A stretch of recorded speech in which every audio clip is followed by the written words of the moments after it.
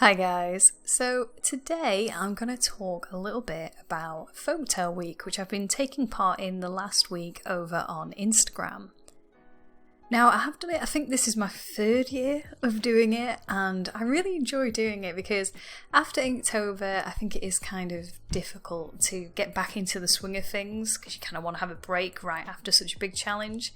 So this one I think is really nice because you get about a little bit over a month just to kind of like play with ideas, and then you kind of plunge back into a quick challenge.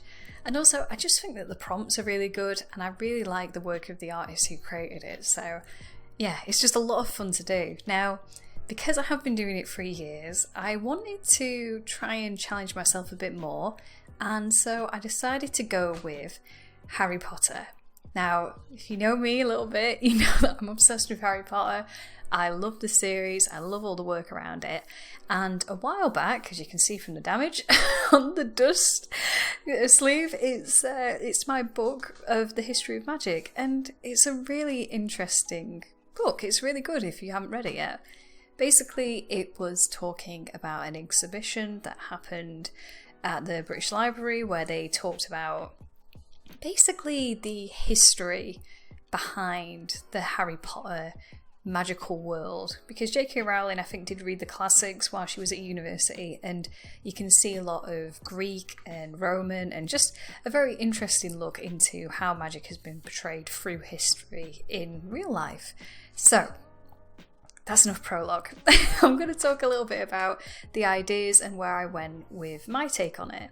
So, I mean, I never keep the dust sleeve on, by the way. I can't stand dust sleeves. But basically, I tried to look at the prompts we had this week, and then I tried to match it to stories that have happened through history. So, to start, to announce that I was doing this project, I decided to draw this sorting hat piece.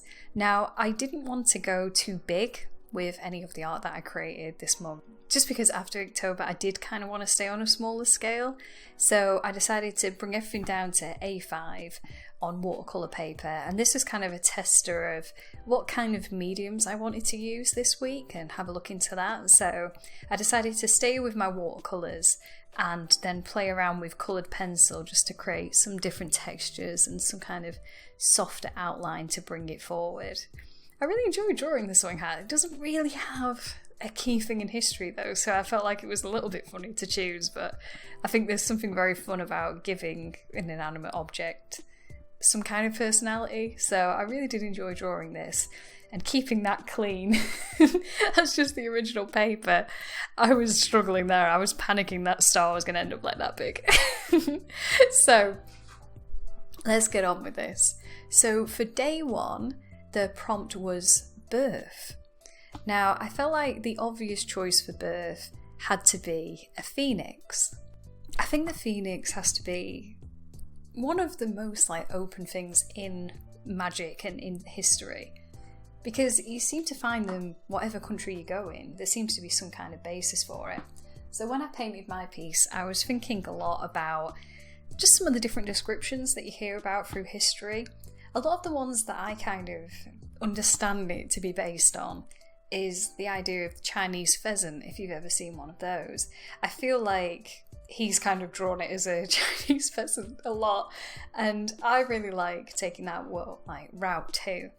But I also wanted to bring my own take on it too, so I did try and pare down my colours a bit, and instead of incorporating a blue, I tried to really simplify my colour palettes this week. One, because I wanted to keep them a bit simpler, but for two, I kind of wanted you to be able to blur your eyes when you looked at this and maybe kind of imagine it as flames, I guess. I kind of wanted to imagine as the flames growing. You're right, Rory. I wanted to imagine it as the flames throwing out from the bird, I guess. So yeah, that was the idea behind that, and I really enjoyed learning about where the phoenix came from. Are you okay, Raw? Are you just going to block all of my light? Come here, you. Right, okay. So, for day 2, the word was ritual. Now, for ritual, I really wasn't sure what I was going to end up choosing when it came to this, but as I was reading, I read this really interesting story about mandrakes. Now this is what the actual mandrake root looks like, and I think it's so creepy. I think it's an amazing thing to look at because you can definitely tell that someone might think that is a human when you see it. It's just so creepy. And because it was such a creepy looking thing and people just thought, wow, that does look like a human, there was all these rituals and ideas about how to pick it so that you didn't become cursed or hurt. So you had to like tie dogs to the root and have them run away so that they pull it from the ground so that humans wouldn't touch them. And I think that's such a creepy idea. So when I was drawing my piece, I kind of went a bit of a cuter route. I decided to really pare down and use lots of soft pastels when I did mine. And again, bringing through these coloured pencils, so it was a bit more childish, had a lot of different textures, and just kind of make it this kind of like cute baby mandrake. But if you pulled him a little bit further, he might start screaming. You gotta be careful. So yeah, I thought it might be fun to also like play with little characters too. So it's a bit more of a fun piece. And yeah, I just hope that you like the look of it, because I think this might be my favourite from the week. I liked how the watercolour bloomed as well and created all its own textures too. I think that's a nice thing with this type of paper especially, is kind of a bit of a level of cold press to it. I think it does kind of bring out these different things, and also, you know, it can take the water so well. So that's the idea and the backstory behind that. And now I'm going to show you the process that went into painting Ritual.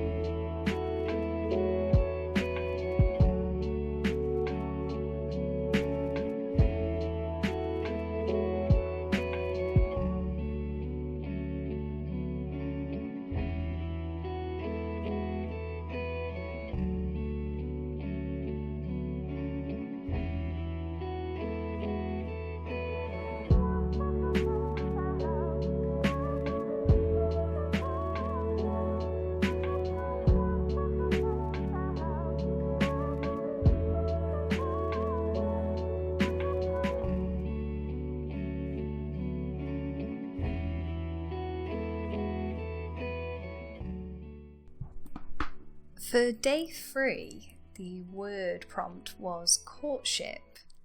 And it's interesting taking on courtship because really the thing I wanted to look at was a love potion. And when you look at potions, you kind of have to look at them historically as what they were for. And I think it's interesting, especially, I don't think you can talk about potions without at the same time thinking about medicine and about science. And I think it is interesting to look at the past and how we viewed potions and herbs and all of these different things. And we were kind of getting the beginnings of scientific theories on what the properties were of these items. And then mixing them with this magical idea of, oh, imagine if you could do this, then maybe it could do that. And I kind of love that idea, especially. So when I was looking at the love potion, I did want to encapsulate that kind of magic and almost like a fantasy aspect of potions, as it's that mix of the two. Are you leaving again, you? He's not as interested in the love potion as Rory. He gets enough love going on. But yeah, I wanted to do something that went more of a pink tone because I don't really touch pink very much when I think about it.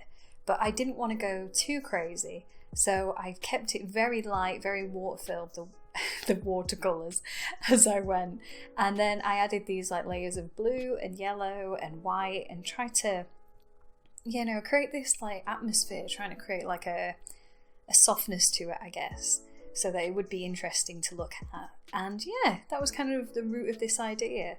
It was interesting, especially as well, because if I kept it very light like this, I knew it would mean that later on, if I wanted to add things like these highlights with white, you could actually see them, because often with like glass and when you're depicting that, if you don't go very light, I think it can start looking a bit silly. Like, you can see like harsh white on a highlight of a piece of glass, obviously, but often it's a lot more opaque and the tones are a lot lighter. So yeah, it was kind of a challenge to paint this one, but at the same time I really enjoyed doing it because, like I say, I don't touch pink very much. I don't really do just pink colour palettes, so this one was kind of an interesting challenge and I really enjoyed taking that on, and I think I'll definitely look at doing that more in the future. So day 4 was Solstice. So for Solstice, I really wanted to look more at astronomy because that's where my mind goes when I think about Solstice. So I knew I wanted, again, to keep my colours pared back and be looking at something that was maybe just 1 to 2 colour tones. Kind of back to a prom squad, aren't we? But yeah, I wanted to create something inspired by the centaurs in the Harry Potter series and their ability to kind of look up at the sky and tell these massive stories and ideas of what would come to happen. And you kind of get this beginning feeling of divination and prophecy. And yeah, I think there is something interesting, especially as we just talked about potions, to think about. Again, if you look at the sky, you have no idea what you're really looking at. I mean, you have an idea of the stars, but you've no concept of how big a star is or how, you know, the chemicals are changed from hydrogen, helium or whatever. You know, you don't get that idea when you're in that time. And so through all these different cultures, you see them beginning to try and tell their own stories and assert meaning onto something that they can tell is important, but you're not really sure exactly why. So yeah, I wanted to try and gain that idea of mystery by making the outer edge darker and bringing you to a much lighter tone in the centre. And yeah, I just wanted to play as well with this idea of having the dots and very faint, like I used a white gouache, very watered down, to create these like higher levels, and also try and keep that gradient that you get with the watercolour behind it when the gouache is opaque. Get your teeth in. Okay, so yeah, I thought it was an interesting idea, and yeah, I ended up having to do quite a lot of layers to get these different effects achieved. Like with the pencil, because it was quite scratchy, that allowed me to do certain textures with it that I wouldn't have really been able to do with how clean a brush can be. But then at the same time, you can contrast it with how sharp a brush can be and how a sharp paint can be by taking the gouache and not watering it down, so that you get these pops of white for the stars. Yeah, I really liked how this one turned out. I feel like this is closer to like my traditional and digital style coming together, I guess. So I did like how this one turned out, and I thought it was quite a fun project to do too. And now I'm going to show you the process that went into making day 4 Solstice.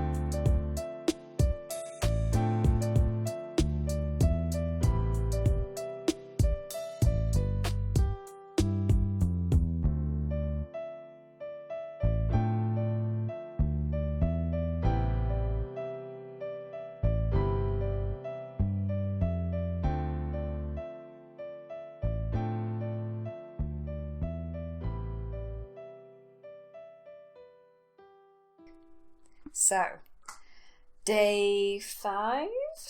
Day 5 was death, which, is there even an image to do this? I mean, it's one of the key themes of Harry Potter, isn't it?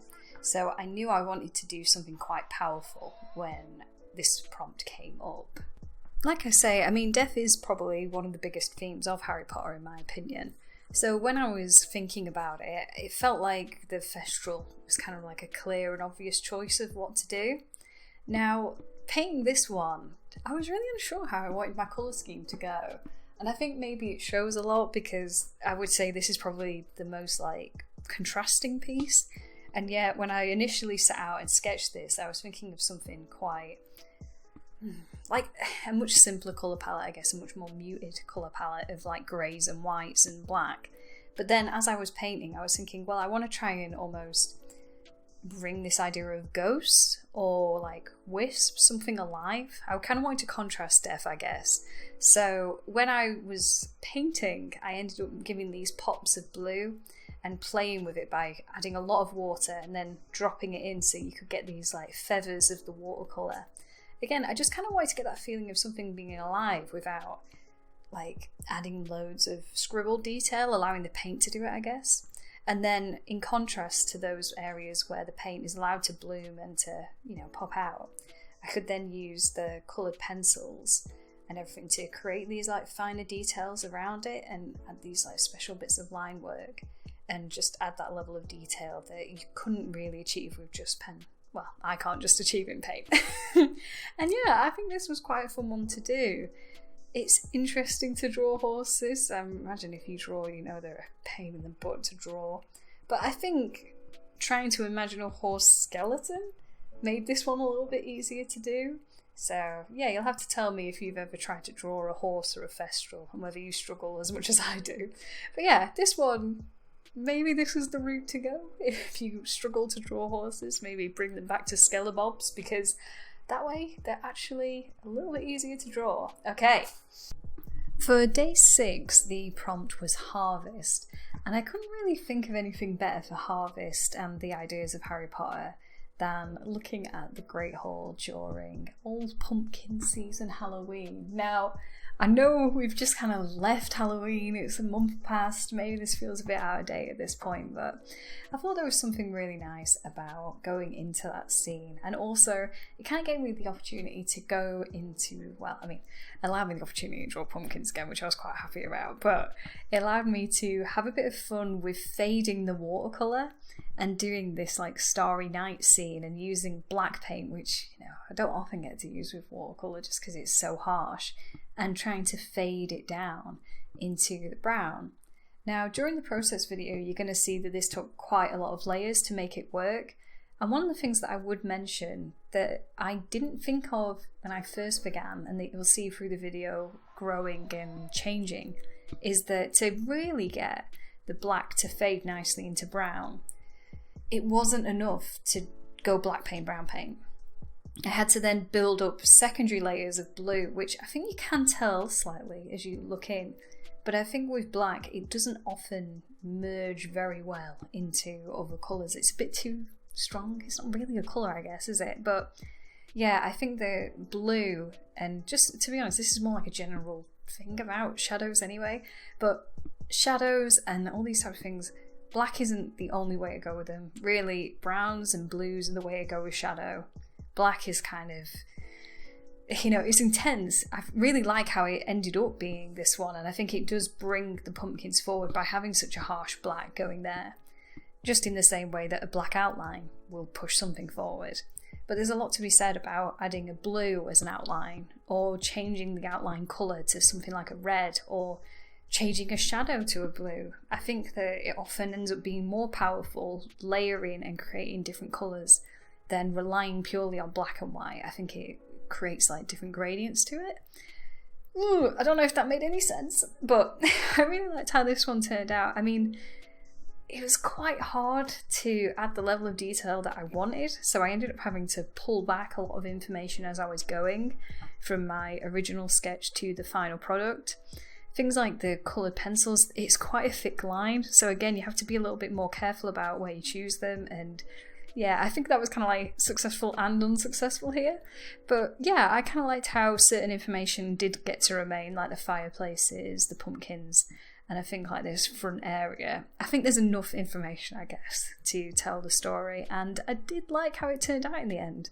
Again, I used white gouache to create these like higher levels on top of it, and I think it is quite useful if you're looking to bring white onto the top of watercolour to use gouache rather than white ink, which can, I think, fade and go into the paper a little bit. So I would definitely recommend white gouache if you are looking to do highlights on top of your painting. Yeah, I think that's all I can say. So that's it. I'm going to show you a little bit of how Harvest was made, and then we're going to finish off this week of challenges.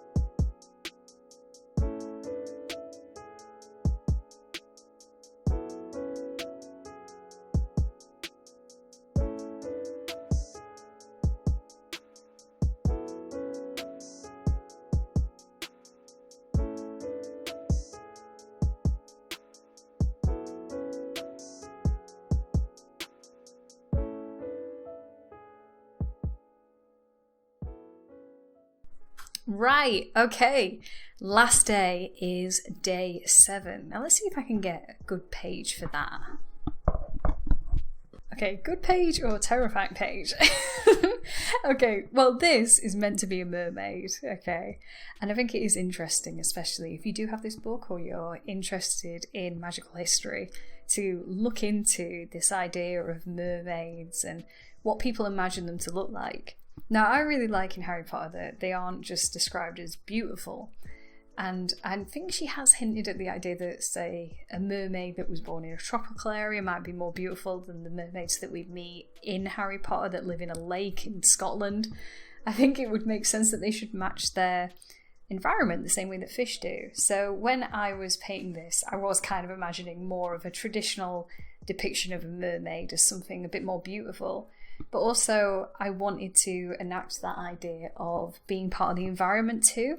Again, that kind of limited me to my colour palette again, like I wanted to with the rest of the series. And this time, I went with blue and brown, which, to be honest, I really like how these two come together.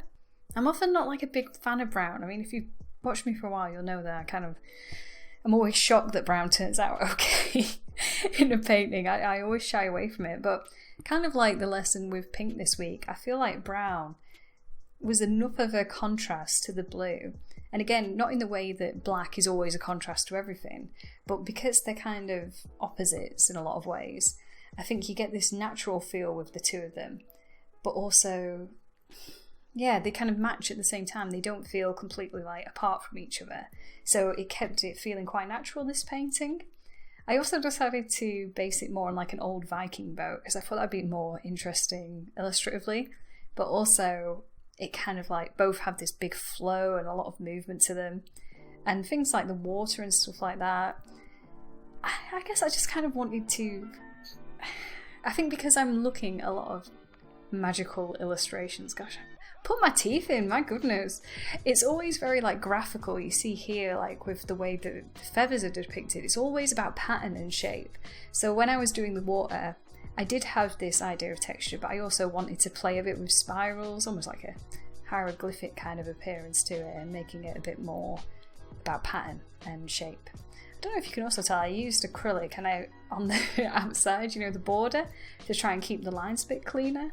Some of this was me thinking about maybe I'd want to sell these, or as a print maybe, but also say that these were framed as originals.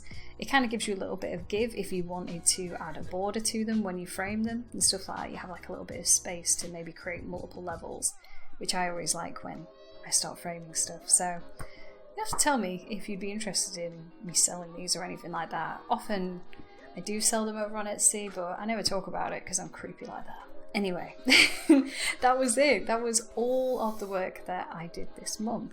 So, this month... okay, this week for Folktale Week. So, that was the full week of art that I created for Folktale Week. So, just running through it quickly. We had the Phoenix for day 1 of birth. We had the Mandrake for ritual on day 2. We had the Love Potion for courtship on day 3. For Solstice on day 4, I created this astronomy centaur theme piece. Don't even know what to call it. For day 5, For Death, I decided to look and draw a Thestral. For day 6, I worked on this piece of the harvest, the idea of like the Halloween festival in the Great Hall. And finally for Dance on day 7, I decided to look more at the traditional depiction of sirens and mermaids, because they kind of make you dance to your death, it's kind of that idea. And yeah, that was the full week of ideas inspired by Harry Potter and the history of magic around Harry Potter and the inspiration of those ideas. I really hope you enjoyed seeing what I did and following the different pieces of art, and I hope it inspired you to research and look more into the stories and the mythology that came out around magic and around these ideas, because I think it really gives you that human feel of history. I think it can be quite easy to maybe lose yourself a bit in history and maybe not always feel as big a part of it. But when you look at magical ideas, especially things like the idea of being able to see stories in the sky, I don't think anyone has looked at the night sky and not had much broader ideas of what it could mean. Or maybe you've seen those plants like I showed you earlier of that mandrake and you think, wow, I can definitely see why people would imagine such a thing from that. And yeah, I think it can be a really interesting thing to look into. So I would definitely recommend this book. Obviously I recommend Harry Potter because they're amazing books. And yeah, if you have, or you're interested in exploring some of these different ideas and different folktales, I would love to see what you end up drawing too. So if you do, please message me either here or on Instagram with how to reach you and how to see it. And yeah, I can't wait to see the magical pieces of art you create too. I hope you enjoyed Folktale Week if you took part, or if it inspires you to do it next year. I can't wait. I hope you're all doing well. Prompt Squad will be out soon, so if you're looking to join up with our other artists, we'll all be coming together then to have a look at classical art. So have a look at that if you'd like to still join. And yeah, it's been great talking to you all. I hope you're all doing well, and I'll see you again soon. Bye guys!